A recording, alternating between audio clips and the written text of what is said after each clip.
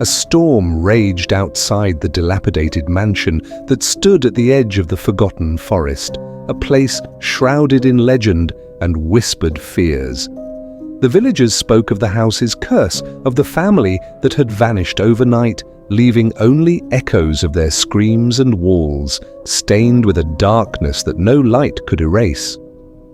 But for Sarah, a thrill-seeker with a penchant for the macabre, the stories were merely exaggerated tales to scare children.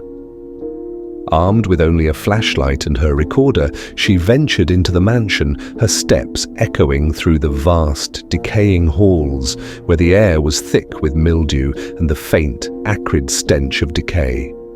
As she moved deeper, the shadows seemed to ripple unnaturally, like living things retreating from her presence.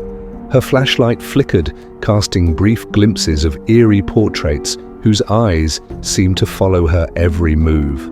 The silence was oppressive, broken only by the occasional groan of the house settling or the distant patter of unseen footsteps.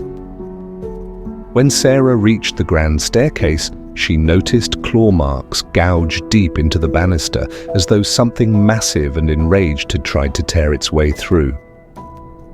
Her unease grew when she found a child's doll at the foot of the stairs, its porcelain face cracked and its glassy eyes wide with what looked disturbingly like terror. Still, she pressed on, climbing the stairs to the second floor, where the air grew colder and her breath fogged in front of her. Each door she passed creaked ominously, as if inviting her in, but she refused to stop until she reached the master bedroom, a place rumored to hold the secret of the family's disappearance.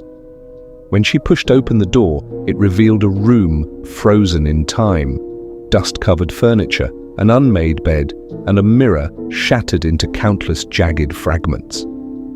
Her flashlight caught something in the corner, a figure hunched over, its skeletal back turned to her.